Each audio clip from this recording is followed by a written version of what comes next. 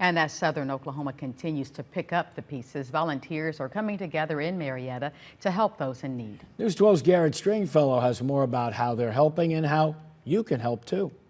Since an EF-4 tornado tore through Marietta, volunteers have been hard at work inside the Love County Fairgrounds organizing donations. Things have been donated by the community at large, and just handing those out to folks in need as they need them. Volunteer coordinator Kyle Minyard says they're handing out more than just food and water. We have diapers, wipes, hygiene items, feminine products, and things like tarps to help people preserve their homes while they work on repairs. Meals are also being served here, thanks to help from Just the Crumbs Ministries. Big old pork chops, things.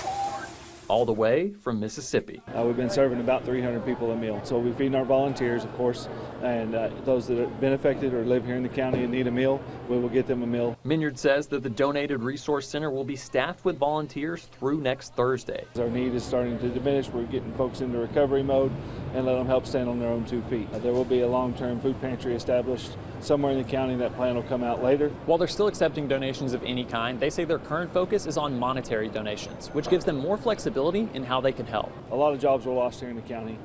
These folks will need financial aid, and those donations can be made to Kim at Bank First for the Marietta Tornado Relief Fund. And more than anything, Minyard wants to say thank you to everyone who's helped support their community. From the bottom of our heart for our community, thank you so much.